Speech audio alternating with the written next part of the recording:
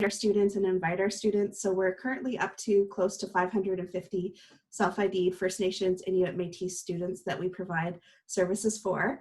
And we have a lot of changes happening in our area. So it's been a very transitional year, even pre-COVID, but we're actually currently hiring an Indigenous counselor with counseling skills in our Student Wellness Center and partnered with our office. We're hiring a new Associate Vice President, Indigenous Initiatives, so that will be really great to do avocation on the top levels of our university. And we also are beginning our strategic planning process. So we're really excited about where we're going at Laurier. And when we do get back to in-person services, both campuses in Brantford and Waterloo, we're coming back to renovated and a brand new Indigenous Student Center in Waterloo and a renovated Student Center in Brantford. So I'm really excited for the new changes.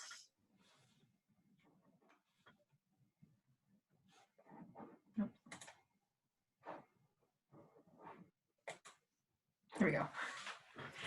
So I just wanted to provide a little bit of context about who the Indigenous students are at Laurier.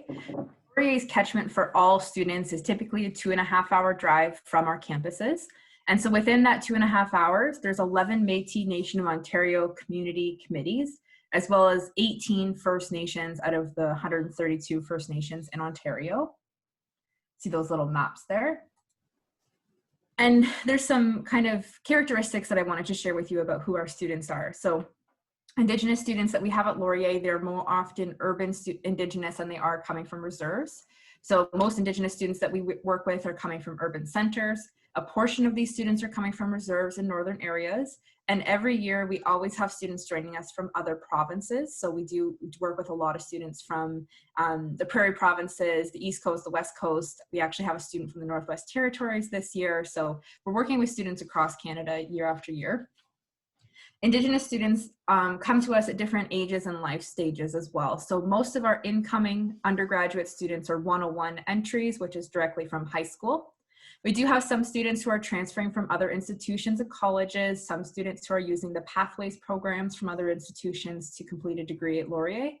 And a portion of our students are mature students, so either pursuing post-secondary education for the first time or continuing from something that they previously had started. And our students often have other responsibilities, like I'm sure we're all aware of, family independence, financial employment, as well as community obligations that they have to respond to while they are also a student. So the whole impetus for having a third-party sponsorship guide, I would say from where I sat in Emily's role over the years, we were working very hard with systems navigation at the university level. So things were coming up year after year that we think that we would find solutions for, and then they would keep coming up. So things like students getting late fees because maybe a check from a First Nation got sent to a wrong mailbox, or people not being able to progress because of their grades not being released, or what is our responsibility as a student center, and then how do we facilitate transaction and ease through our business office and our accounts team to make sure payments flowing, but also making sure that our students are getting what they need. It used to break my heart when students would, get waitlisted for a course because they got bumped because they had late fees.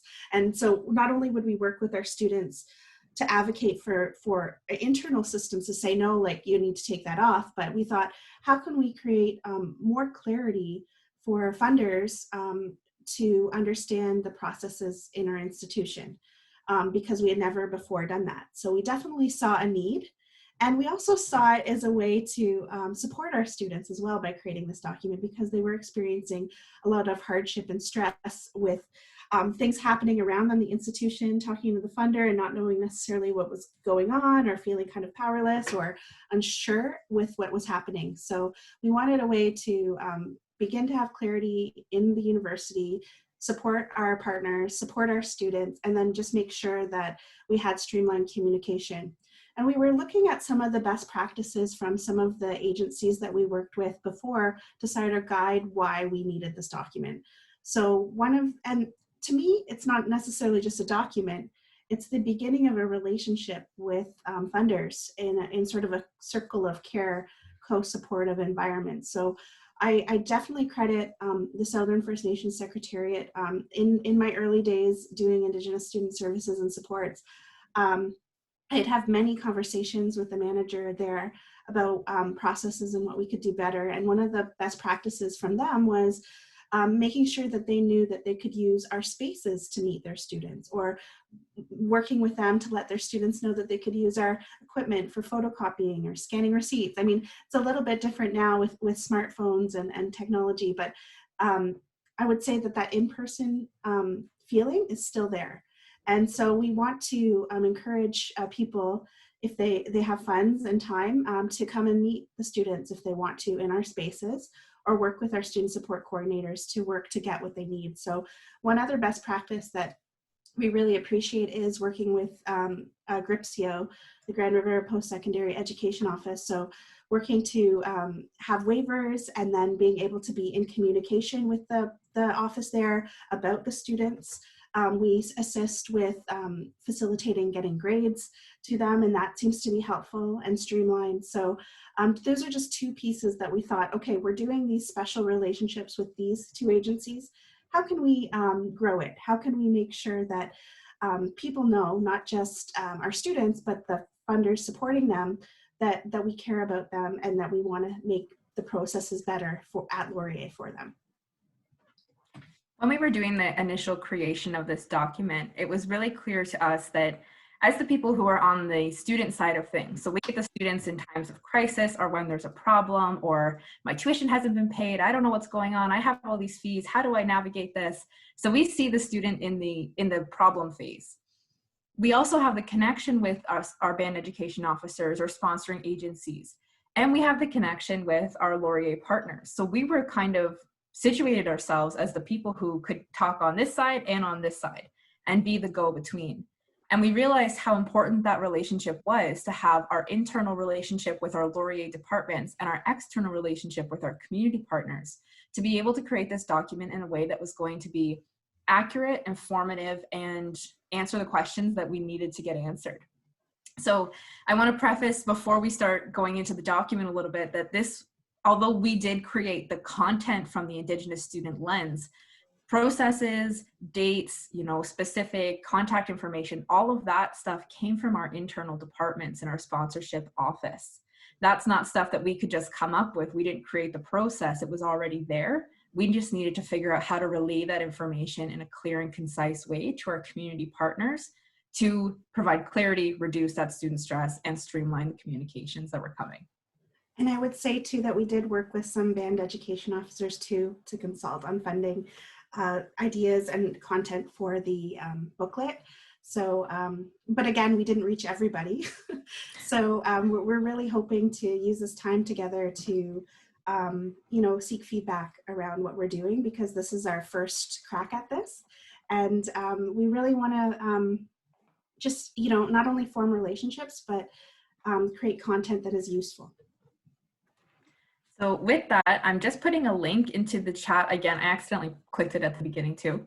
The link in the chat right now is a link to a 4-question survey. We'd love your feedback on what you think about the document and if there's anything we can add, or do you think this is helpful? The questions are geared more towards band education officers. So if you're coming from another institution, there's an option to write some comments in. If you want to share things there, we'd really appreciate it. And so now we're going to get to actually sharing our document. I just need to change it. One of the things too that I will say is that we've had a lot of success when working with band education officers as well, supporting student needs on a one-to-one basis. So there'll be times when students might need special technology supports, they might need tutors, they might need things. And as you know, certain communities have access to different resources and different funds. So there's not one straight answer we can always give to students, but if we're connected to band education officers, we're able to create one-to-one approaches to creatively fund what the student needs from time to time. So we feel that if we can enhance relationships this will, again, support our students on the ground. Melissa, can you confirm that you can see the guide on the screen here? I can see the guide. Perfect. So we're just going to kind of take some time to go through the guide and share with you. Some of you may have received an electronic copy or a physical copy that we sent out, but I know that there's probably people who didn't receive those copies, so we wanted to have an opportunity to share with you today. So here we have our third-party sponsorship resource guide. I will also add that we worked really, really closely with our communications department to format this and do all the graphics and everything. That did not come from us, so we cannot take the credit. But we wanted something that was going to be really beautiful and that was going to be able to be printed. So I've actually got a printed copy with me here. So we did a smaller size booklet so that it was something that wasn't huge and taking over people's desks, but something that they could keep and have, and it would be easily accessible for them. Okay, so just prefacing with a little congratulations, you know, we're excited that you have a Laurier student coming with us, and a little bit of information about the purpose of the guide. We did break down the guide into several sections. So first, a little bit of Laurier specific information, then the real important stuff about sponsorship and finances, awards and financial information for financial aid information, Indigenous student supports, and our centers as well. I'm going to kind of just breeze through the Laurier stuff because we did go through it. One piece that we wanted to share that was specific to Laurier is that because we have 2 campuses and a location, we have sometimes, not issues, but there's a little bit of confusion sometimes with sponsoring agencies about where your student actually is. So we have programs that are offered on the Waterloo campus, which are different from programs offered on our Brantford campus, which are different from programs offered at our Kitchener location, which are different from our online programs. So sometimes we'll get, you know, general Laurier information that comes to Waterloo, but it should have gone to Brantford, or maybe the students in Kitchener. And so to keep things easier, we wanted to share that we do have different programs, different faculties on each of our campuses. Melissa, is there any like major ones that you can think of for a Waterloo, Brantford, Kitchener difference? In terms of programs we offer? Or? Yeah. Like I'm thinking like our Waterloo has our business program. Yep. We have a great journalism program and our Sussex Law program at Brantford. Game design is getting very popular. Criminology. So there's some specific things that our campuses are known for. I would say Kitchener, our graduate program in social work is in our Kitchener campus. So we have many students completing the Masters of Indigenous field of study in social work. And that's exclusively social work programming at Kitchener. Okay. Melissa, do you want to go through the first bit of this part? Yeah, so this is just really, I would say, like, if we were eating a burger, this is kind of like what I think that agencies want to know is how do they sponsor students and at Laurier. So this is regardless of whether they go to the Waterloo or Brantford campus. We wanted a place to make sure that people could access tuition fees, because often students are asked to send their funders that, and it's great to have that in one location so that the link doesn't change, but the yearly tuition fees are updated there. So we really thought about that when we put that link here. And then here, this is the step-by-step. So, and I mean, I'm sure it's not easy for funders with different universities. And I'm sure it's not easy for universities when there's, you know, over 132 First Nations in Ontario alone. So the challenge is how do you know, streamline things? And we can't, you know, say that we have an answer for that across the board, but we can say that this is how the process is at Laurier. And if you have a Laurier student, this is what we do. And so we worked really hard with our sponsorship office to make sure that this was clear, easy to follow. There was confusion before about sending sponsorship to certain people at the university. We really worked to streamline a general email. So no matter what person was hired, we'd have it covered, you know, so that was something that was important. And then just hear everything that people need to know from in terms of sponsorship and the sponsorship letter. This is really what the university is asking. So we just wanted to be clear about that. I will say too, once we released this document and we had some sponsors, specifically a lot of our out-of-province sponsors, receive the document, read it, realize that they weren't following the process. So we were able to mitigate any issues that students were going to have in September to preemptively fix those things and make sure that they were following the process while we put this out in August. So again, we're just kind of trying to get ahead of that student stress when they realize their tuition hasn't been paid and there's problems on the back end. An instruction manual for a Laurier student, if you will. And I'm sad to say there's so many steps, but at least they're here and they're clear. The sponsorship process continued. And one thing that we also added on the side here is a sponsorship timeline. So kind of not with a specific date in mind, but that these are the general steps that are going to happen. This one happens after this one. Sometimes students can be a little confused or stressed out about where things are in the process. So if we can kind of help them navigate that or help the band education officers navigate that as well, then it's nice to have that just easily laid out here to read. We also wanted to include important invoice information. So again, speaking just specifically to Laurier, student invoices do not look the same as the invoices that are sent to sponsoring agencies. So that was something that was really important to make clear in our document, that if a band education officer is requesting that a student send their invoice, it's not going to be the proper invoice. It's not going to look right. It's not going to have all the right things on it. And so that can cause some confusion. So sometimes we'll have a university invoice that gets sent, a student invoice that gets sent, and then confusion about why they're not the same or what things are different. So just reminding our sponsoring agencies that students receive a student copy that's just for their reference. And if you're properly through the process of doing a sponsorship, that you'll be invoiced directly from the university. This also helps result in proper forms of credit going back to our bands. So if a student drops a course and they receive partial tuition back, by following the process and making sure that the invoices are all done properly from the institution to the bands, it mitigates any funds going to a student when they should have went back to a band. So again, those can be tricky situations. We want to avoid that. So making that clear here was really important for us.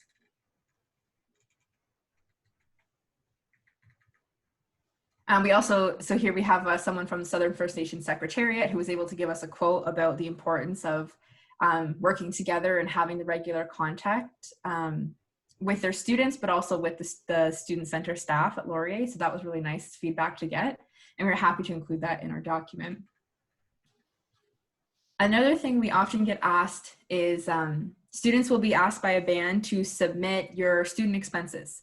And sometimes students have a difficult time as to figuring out, where do I find that information? Or how do I make sure I'm giving the proper information that my band is asking for?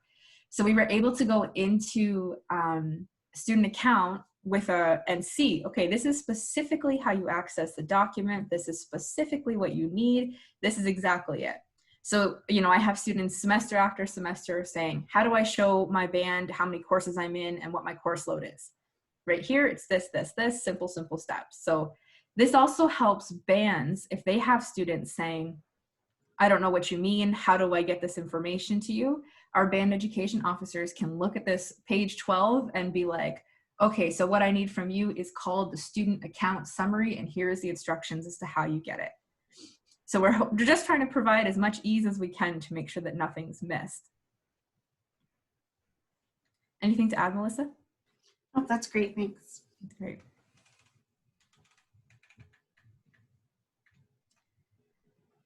So we also included just a couple helpful tips. So a reminder, don't request invoices directly from your students. Another big one that we have is students will receive automatic emails from the institution with a countdown to when their tuition is due. So something like in August, your tuition is due in so many days. Beginning of September, your tuition is due in so many days. That causes a lot of stress for students when I'm sure any of our band education officers who are here with us today can attest that you get tons of emails saying, why is it my tuition due? Are you going to pay it? What's happening? Because there's this concern about what's up with my tuition and is it going to be paid on time? So a helpful tip that we wanted to include is that these are automatic. We cannot stop them. They go to all students at all levels of the university. So students with a confirmed sponsorship, and they will know if they're a confirmed sponsor because they'll receive a communication from the sponsorship office. The sponsoring agency will have the tuition settled after the last day to add or drop courses, which is typically 2 to 3 weeks after the start of the semester. And that's because our tuition is based on the number of courses that we're taking. So students could be changing their course schedule lots and lots and lots. And we want to make sure that the band education officers are only invoiced for exactly what the student owes. So that's why they're not invoiced until after the last day to add and drop courses. Student accounts will show late fees. That's another important thing to know. They're, again, automatic, but those late fees will be adjusted after their sponsorship has been invoiced. So they will either, if there is no late fees or if the student has done everything that they need to do and it's just the sponsorship process, those late fees will be dropped after the sponsor has been invoiced. And then finally, if students are looking for explanation about their counts, please send them to our service Laurier department or directly to the Indigenous Student Support Coordinator, because we're here to help them through that.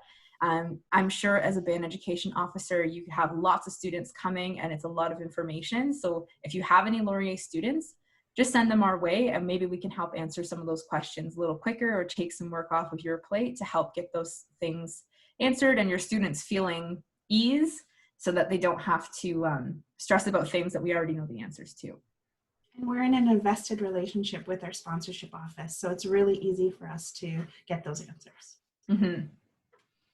And the final piece about the sponsorship information is bookstore and book credit information. So this is one of the biggest variables between sponsoring agencies. So some sponsorship sets up a book credit at our bookstore. Some just give extra funds to students. Some have them submit receipts and then refund.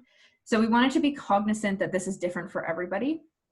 So this is specifically for people who are having bookstore and book credit information. Just highlighting that it needs to be part of the sponsorship confirmation letter as outlined in those step-by-step process we saw earlier. And then our Service Laurier department will make sure that that's provided to the finance department at the bookstore. And then students, when they need to access that credit, right here we write out that they just need to go collect their books. And then when they're ready to cash out, they just let a cashier know that they're a sponsored student. And then there's a recipient list there. So it's all done out of their hands, kind of behind the scenes. So again, mitigating that stress, but just knowing that there is that little step that needs to be included in the confirmation of sponsorship letter. Okay, Melissa, you can do this part. I gotta have a drink. Yeah, here. absolutely. We just wanted to let funders know that we do have financial support at Laurier specifically for Indigenous students. I know that that's probably a conversation that band education officers have with their students is, okay, like what else can I have for funds? And so we did want to say that we have specific awards and bursaries. We work very hard to communicate those to our students internally. We have a pretty streamlined process and we are constantly working to get more bursaries and scholarships on the back end. So this is what we have to offer right now.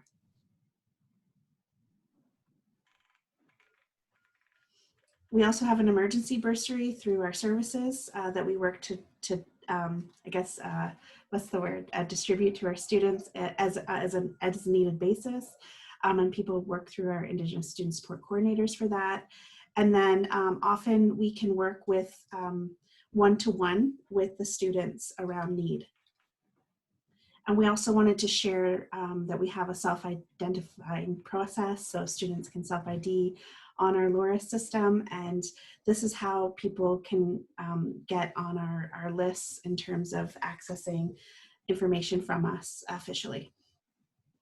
So at this time, if a student has not self-identified on their student account, we don't know who that student is. So if you have students who you're working with who are Laurier students and they're saying, I don't receive any information or I don't know anything about Indigenous student services, you can send them to us via email. We can walk them through the self-identification process. We want to make sure they're on our list so that we're not missing anyone. But we have to make sure that they go in and do that process or they won't be identified to our office as an Indigenous student on campus.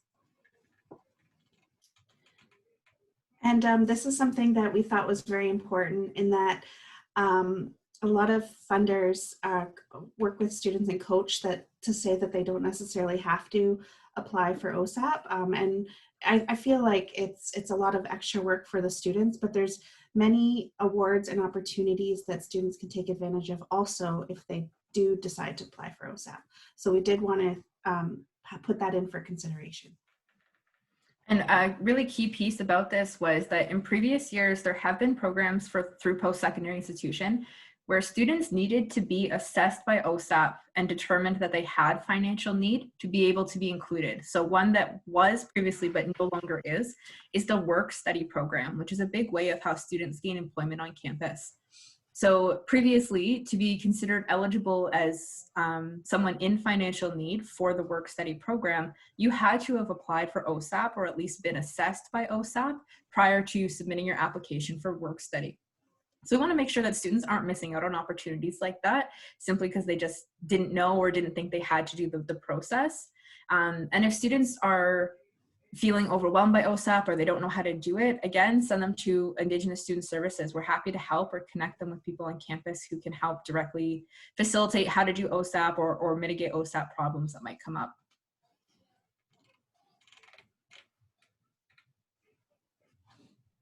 One big change that we had with OSAP, and this started, I think it was last year, is that OSAP now directly goes to outstanding fees at the post-secondary institution. So at Laurier, if I applied for OSAP and I was a sponsored student, my OSAP would automatically go to Laurier first. And this makes sense, you know, for students who are not sponsored, but for our sponsored students who we know are not being, the agencies aren't being invoiced for 2 or 3 weeks after that initial start of the semester.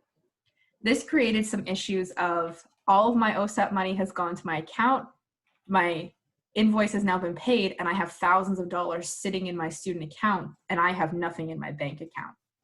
This was a problem that came up. And once we realized what was happening, we were able to work with students and say like, okay, so you need to be aware that this is how this process is going to go. So you will be able, or students are able to request that their OSAP funds are deposited as a direct deposit to their bank account after their sponsorship has been processed. So again, send them to their Indigenous Student Services for more information. We just don't want to see students get into a situation where they were depending on those funds coming to their bank account and then they didn't come and now they're missing money and all this kind of stuff. So we want to work with students as much as we can in August before that September start date so that everyone's on the same page about what's going to happen with their finances.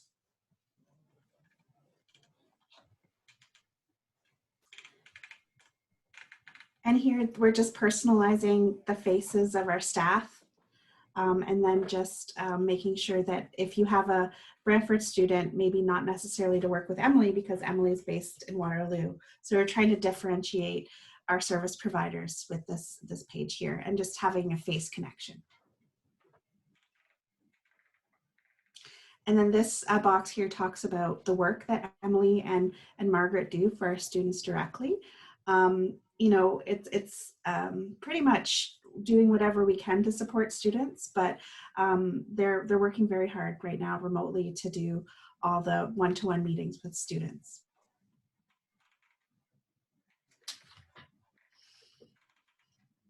And then this is just a sheet to share the services of the center when we're in person. And then we didn't anticipate when we were creating this document what we have available remotely.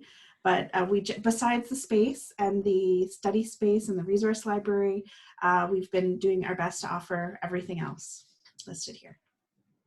Oh, not the medicine curtains, unfortunately.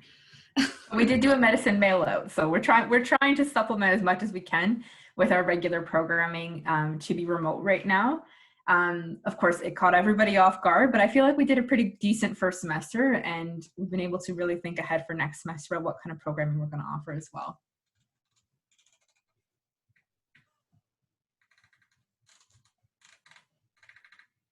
And then just our final pieces, we've just got our contact information of our centers.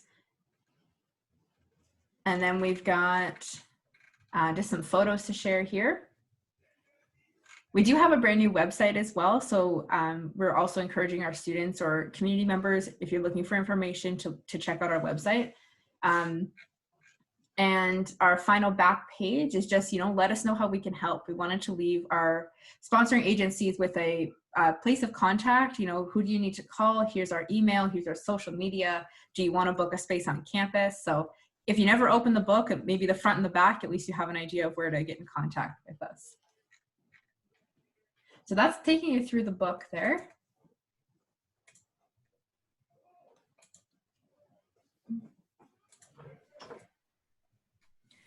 So once we had our booklet created and we were ready to move forward with the distribution, we wanted to focus on our distribution was not just a way to get this out and never think about it again. Our distribution was focused on creating a line of communication. So first, in the summertime, we asked our students to submit contact information for their band education officers. We tried to get as many as possible. We didn't get them all, but we did get a fair amount. Specifically, we know some of our bigger key ones in Ontario, but we wanted to really focus on those who are out of province. Like, we have really no idea about who those sponsoring agencies are. We know who our sponsored students are, but they need to tell us the contact information for their agency. So once we got that information, we were able to do a physical copy mail out, but this coincided with a time when everybody was working from home. So some of you who maybe haven't been back to your office, you might have copies waiting in your office and you just didn't know yet, so it might be a nice surprise. But to also realizing that, we followed up with an email to all of the contacts that we had with a PDF version and a letter from Melissa just explaining the purpose of it and opening that line for feedback and for further communication, as we want to maintain contact with all of these contacts, maintain our communications with all of the contacts that we have. And people are asking us questions about how to get the document. So we'll just wrap up with this one slide and then we'll give you this answer. So generally, we are doing this for the first time. Like I said, we're really looking for feedback now that it's been distributed. We want to know, when we did send it out originally, we haven't heard a lot from band education officers if they found this document useful, helpful. Should there be things that we're missing, or are there things that need to be clarified because they're not, we don't know. So we want feedback from people about the document so that when we do the next version, it's up to date and it's helping more people. So it's out in the world. We want to hear from you about what you think. And then lastly, we'd love to work together and form relationships. And if you're interested with consents and agreements, signing waivers with us around supporting students from a circle of care approach, we're really interested in how we can connect together in an official way to support students. So I think that there's enough room for everyone in the circle. We don't see our office as a competition to band education officers in the service. We see it as a value added and a relationship that we want to grow and build. So I'll leave it there, and I really want to thank everyone for listening and then just address everyone's questions.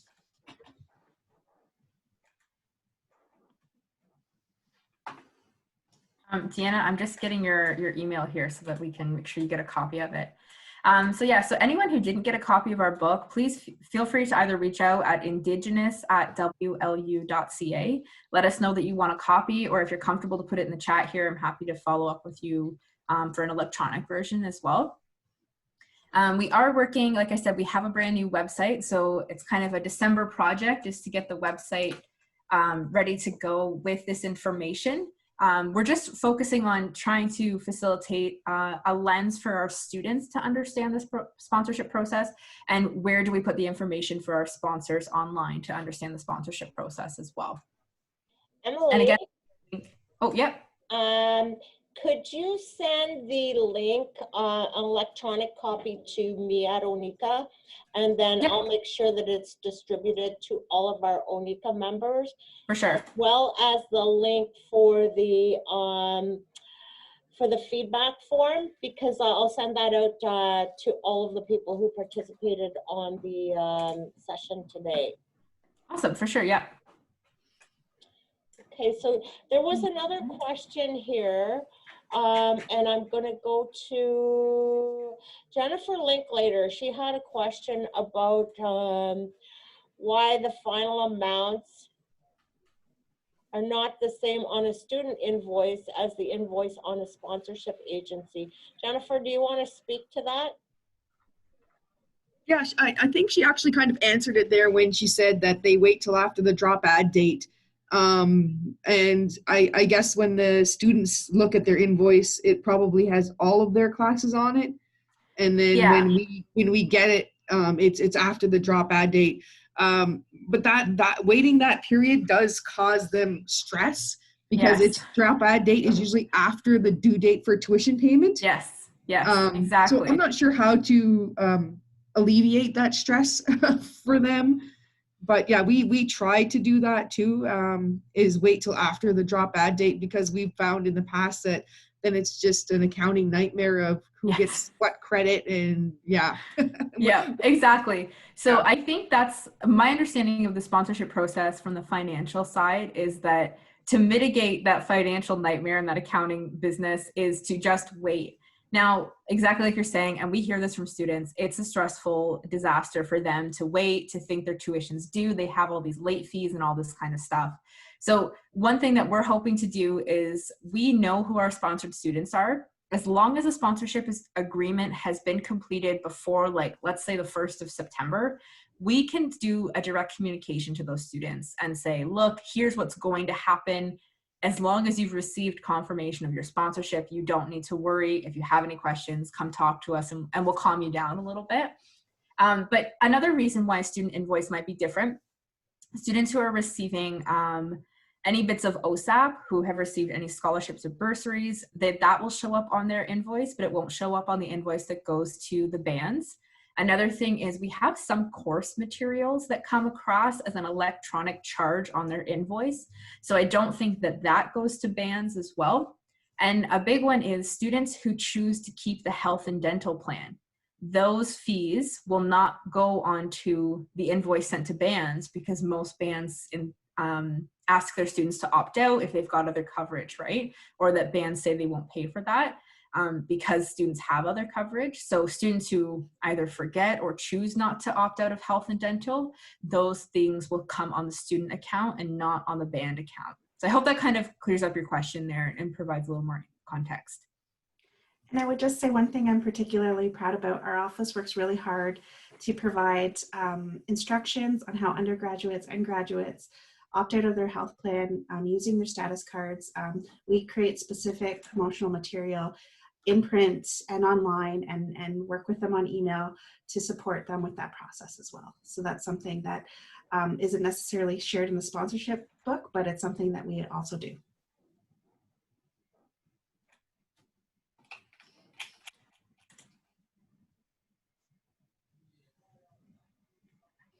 Ooh, we got a good question here. Yeah. So students are studying virtually. Why are we paying all the fees? Well, I would say we're still, like, I can't speak for all the fees, but I will say that on the back end of the university, we are working remotely to do all the administration and service providing and support. Students are still accessing, the library remotely, but it takes copyright fees, it takes journal access fees. I know that my staff, they're working very hard to support students, and we're working there. I'm not an expert in other areas of the university, but I do know that we are working remotely, all units, and the processes and procedures had to be adapted virtually. And I would say too that our physical campus location was still providing fitness center, access to study spaces, and things like that as well. So there's been in a socially distanced and health protocol kind of way. So I wish that I could specifically answer that, but I can tell you we're all working very hard. I can add to, I've just got it up, but I'd be happy to share this in the chat here. So specific to Laurier, again, we can only speak for Laurier. Some fees have been assessed or temporarily reduced depending on if students won't be able to access or fully access those services, or what those fees are associated with throughout the year. But as Melissa's talking about, we do have all of our other essential fees. You know, we do still have residents operating, our food services is still operating. So those fees, there is people on campus who are doing that work. So I've shared the link in the chat if anyone's interested for a breakdown of those questions specific to Laurier. Melissa, we got another question from Deanna asking about a way to increase self-identification, especially now that we're not on campus due to the pandemic. Do we have any best practices to share?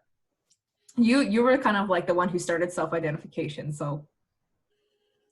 Well, I would say that I know that when we do recruitment activities, we are aware of people who apply to Laurier and who self-ID through the application process. So right from the beginning, we can connect with them to ask them to consider to self-ID and give them the process.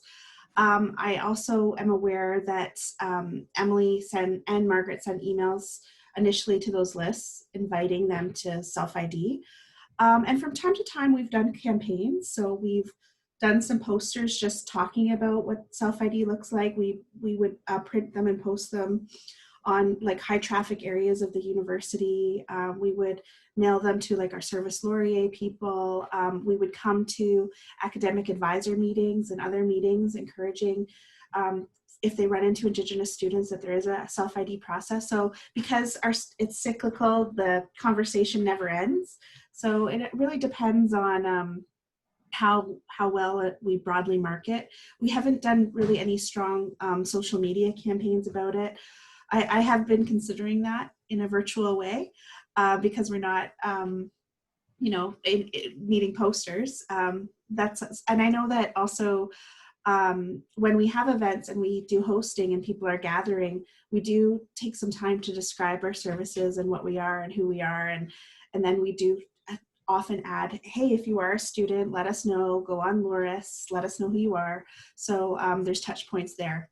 Those are some ways that we've been doing it, is promoting at public events, doing posters, talking to internal university staff who meet students to advise them on what the process is. But I really think that depending on how long we are virtually, we will have to think about some sort of marketing campaign, either through social media or direct email. I can say in the couple of years that I've been with Laurier and the Indigenous Student Center, one way that we've had a lot of students refer to us who typically would be a little too nervous to self-identify on their own is through our Indigenous curriculum specialist, Erin Hobson, who's going into classes and doing Indigenization coursework with faculties and with students in their courses. And a lot of times she'll have students who are like, oh, like I kind of know, those students who are a little too nervous to self-identify directly online. And then just having that person that they've met who can then do a referral to another person who's like, hey, let's chat, have a cup of tea. So just making that really kind of casual conversation. It's not for us a big like, oh, well, where are you from? And can you tell me your history? Like, we don't want to make anybody feel like they're being quizzed about where they're coming from. So just focusing on building that relationship with that student, and also understanding that some of our students, like through adoption or through foster care, know but don't know. And so providing those students supports and access to our programs and services as well is important. And in a virtual way, we do still have students living in our residence. And so it is mostly first year students who are there.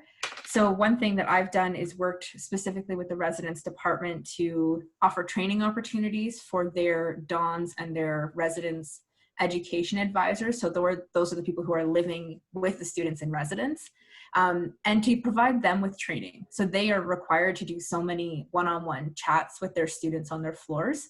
And my biggest thing is don't assume who is Indigenous and who's not. Just in every single one of your conversations, are you aware about Indigenous student services? Is that something you'd like more information on?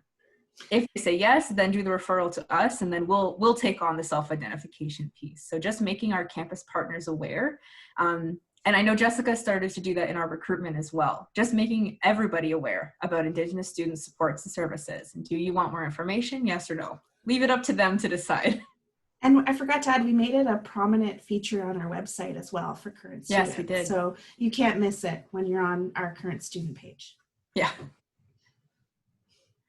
We're happy to take any other questions in our last, 5-10 minutes. If anyone has anything, please, if you have the time to fill out that 4-question survey, we'd really appreciate the feedback. I will make sure to send the electronic copy of the document to Roxanne to be distributed as well. But yeah, any other specific questions about the document, the process, how we made it, why we made it, we'd be happy to field those questions now. You also have our names and our email box. So if you ever want to talk offline around student engagement, we're learning too. We're trying things, and some things are working and some things aren't. So we're happy to connect with you offline if you want to reach out, and we can share some best practices. Well, thank you very much, Emily and Melissa. Does anybody have any last questions? This was really informative, really great. It cleared up a lot of the questions that I had and where the sponsorship letter really goes. And so it's nice to see that somebody has taken on the initiative and worked with communities to be able to kind of lay out a plan on how to move the sponsorship letter along. And one of the things I didn't realize, and I don't know whether it's just your university or maybe some of the other universities do it as well, is the whole ID number for sponsors. I know students get ID numbers when they register, but having a sponsor ID is, I think, a really a great idea, because then, you already know who those people, like I keep a list of communities and they all have an identification number, but then you know who those people are, and it makes it a lot easier to accept those sponsorship letters and to follow up. So thank you both very much. I just see Polly saying thank you very much. So you're going to send along the presentation to me, and I will share the link with everybody and put it in the newsletter. Oh, awesome. Awesome. So hopefully, everybody responds to Melissa and Emily because they've given up their time, and we'll be making a donation on their behalf to the emergency fund for students. So we watch everybody. Oh, I'm supposed to, we usually, hold on everybody, we usually have a prize. Oh my God, what do we got today? I'm getting better at my prizes, folks. Okay, but somebody tried to tell me how to make a wheel, and I'm just too old for that. So we're gonna go old style here. We're just gonna do a little spin around and where's the screen? Oh no, I can't have the prize myself. Gotta do it again. Okay, that's me again. Oh, what's wrong with my arms? Okay, here we go. Melanie Wesley. Are you there, Melanie?